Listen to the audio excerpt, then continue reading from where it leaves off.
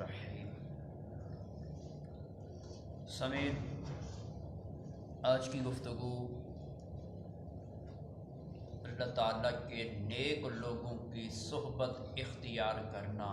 ان کی محفل کے اندر بیٹھنا اور ان سے محبت اور پیار کرنا اور پھر ان سے اپنے لیے دعا کرانے کے متعلق۔ سبحان اللہ۔ رب العالمین کا فرمان ہے کہ وَاصْبِرْ نَفْسَكَ مَعَ الَّذِينَ يَدْعُونَ رَبَّهُمْ بِالْغَدَاةِ وَالْعَشِيِّ يُرِيدُونَ وَجْهَهُ۔ رب العالمین نے ارشاد فرمایا، اور روکے رکھیے اپنے آپ کو ان لوگوں کے ساتھ جو پکارتے ہیں اپنے رب کو صبح و شام،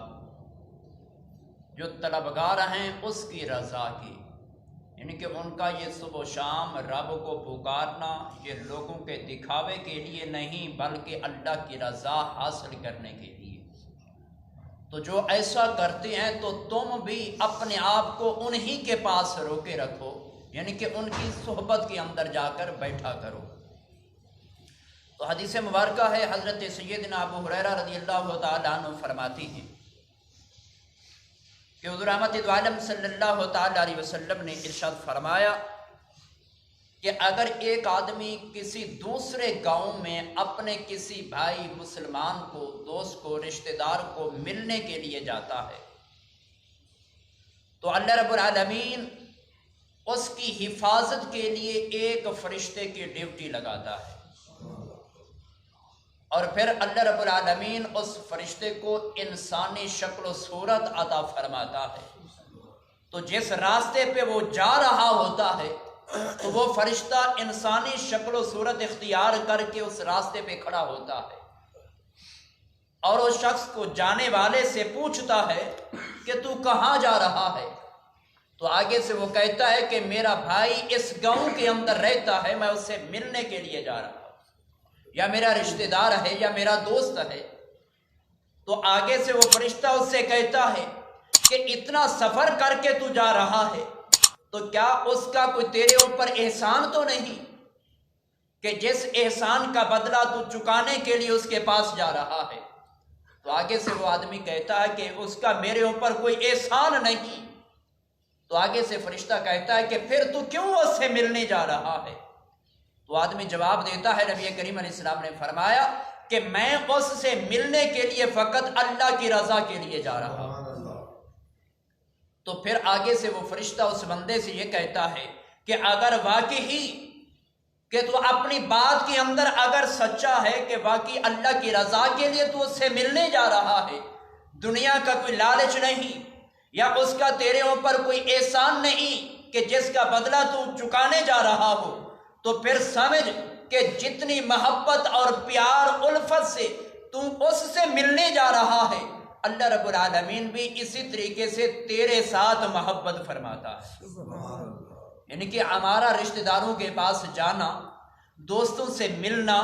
یا اپنے بھائی اگر ہمارے دور رہتی ہیں ان سے ملنے کے لیے جانا، اگر یہ ہمارا سفر فقط اللہ کی رضا کے لیے ہو تو پھر تو اللہ رب العالمین بھی اس محبت کے بدلے کے اندر خود پیار فرماتا ہے۔ اگر ہم کوئی لالچ لے کر جائیں گے یا کوئی ان کا ہمارے اوپر احسان ہوگا تو اس کا بدلہ چکانے کے لیے جائیں گے یا دنیا کو دکھانے کے لیے جائیں گے تو پھر ہمیں اللہ کی طرف سے یہ محبت اور پیار حاصل نہیں ہوگا۔ تو ایک اور حدیث کے اندر حضرت ابو ہریرہ رضی اللہ تعالیٰ عنہ فرماتی کہ حضور رحمت دو عالم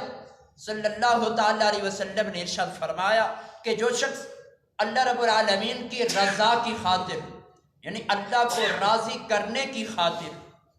اگر کوئی بندہ کسی مریض کی تیمارداری کے لیے جاتا ہے، بیمار پرسی کے لیے جاتا ہے،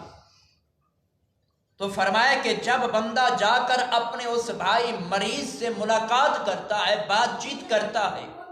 تو نبی کریم علیہ السلام نے ارشاد فرمایا کہ اسے ندا دینے والا ایک ندا دیتا ہے کہ خوش رہے کہ تیرا چلنا تیرے لیے خوش آئند ثابت ہوا ہے، یعنی کہ ایک ایک قدم پہ رب کریم نے تجھے نیکیاں عطا فرمائی۔ اور پھر فرمایا کہ اللہ رب العالمین نے تیرے اس عمل کی وجہ سے کہ تو ایک مریض کی عیادت کے لیے اللہ کی رضا کے لیے آیا ہے، تو فرمایا کہ اللہ رب العالمین نے اس عمل کی وجہ سے تیرے لیے جنت کے اندر ایک گھر بھی بنا دیا ہے۔ یعنی کہ بظاہر ہمارا یہ عمل بالکل تھوڑا ہوتا ہے کہ ہم اپنے ہی گھر سے نکلے، ساتھ والے گھر کے اندر مریض ہے تو اس سے ملنے کے لیے چلے گئے، اس کی پتہ لینے کے لیے، تیمارداری کے لیے چلے گئے، تو بظاہر سفر تھوڑا کیا، لیکن نیت کیا تھی کہ اس عمل سے اللہ راضی ہو جائے، تو اللہ رب العالمین راضی بھی ہو جاتا ہے، جتنے قدم ہم نے اٹھائے اتنے قدم پہ نیکیاں بھی دے دیتا ہے، اور ساتھ ساتھ اس عمل کی وجہ سے رب العالمین جنت کے اندر گھر بھی بنا دیتا ہے۔ تو حضرت سیدنا ابو موسیٰ اشعری رضی اللہ تعالیٰ عنہ فرماتے ہیں کہ حضور رحمت دو عالم صلی اللہ تعالیٰ علیہ وسلم نے ارشاد فرمایا، نیک اور بد، نیک بندے کی صحبت کے اندر بیٹھنا اور برے بندے کی صحبت کے اندر بیٹھنا، نبی کریم علیہ السلام نے فرمایا ایسے ہے کہ جیسے ایک کستوری والے کی دکان اور دوسرا لوہار کی دکان۔ فرمایا کہ اگر کستوری والے کے پاس بیٹھو گے، اگرچہ تم اس سے سودا بھی نہیں لوگے، لیکن اس کستوری کی خوشبو تمہیں بھی آتی رہے گی، یعنی کہ اس کی دکان کے اندر بیٹھنے سے اتنا فائدہ بھی ہوگا کہ تمہیں اس کی خوشبو آتی رہے گی۔ اگر تم لوہار کی دکان پہ بیٹھو گے تو فرمایا کہ اگرچہ تم اس سے کوئی سودا لو نہ لو، لیکن اس سے اٹھنے والی چنگاریاں تمہارے کپڑوں پہ بھی پڑتی رہیں گی، یعنی کہ اس سے تمہارا نقصان ہی ہوگا۔ تو اسی لیے علماء فرماتی ہیں کہ ہمیں اچھے بندے کی صحبت اختیار کرنی چاہیے، جیسا کہ سلطان باہو رحمت اللہ تعالیٰ علیہ نے فرمایا کہ چنگے بندے کی صحبت ایسے، یارو جی میں دکان اتاراں، سودا باویں لائیے یا نہ لائیے تے ہلے آؤن ہزاراں، مندے بندے دی صحبت ایویں، یارو جی میں دکان لوہاراں، کپڑے باویں کنج کنج بائیے تو چنگیاں پین ہزاراں۔ تو یہ اٹل فیصلہ ہے کہ جیسی صحبت ہوگی تو ویسا ہی ہمارے اوپر اثر بھی پڑے گا۔ اگر آج ہم اہل اللہ کی صحبت اختیار کریں گے، نیک لوگوں کی صحبت کے اندر بیٹھیں گے، اگر نمازی کی صحبت کے اندر بیٹھیں گے تو ایک دن اس کی صحبت کا اثر یہ ہوگا کہ ہمارا دل اس بات کے اوپر آمادہ ہوگا کہ یار یہ نماز کے لیے جا رہا ہے، ہم بھی اس کے ساتھ جا کر نماز پڑھ کے آئیں۔ اگر ہم بے نمازی کی صحبت اختیار کریں گے لیکن خود نماز پڑھنے والے ہوں گے، لیکن ایک دن اس کا اثر ہمارے اوپر ایسا پڑے گا کہ چل خیر ہے بعد میں پڑھ لیں گے، ابھی اس کی گفتگو سن لیں، تو بعد میں پڑھتے پڑھتے ہم ایک دن ایسا بھی آئے گا کہ نمازوں سے بھی ہاتھ دھو بیٹھیں گے۔ تو جیسی صحبت اختیار کریں گے تو ویسا ہی اثر ہمارے اوپر ہوگا۔ تو ہمیں چاہیے کہ ایسے بندوں کی صحبت اختیار کرنی چاہیے کہ جن کی محفل کے اندر بیٹھنے سے ہمیں فائدہ ہو، یا وہ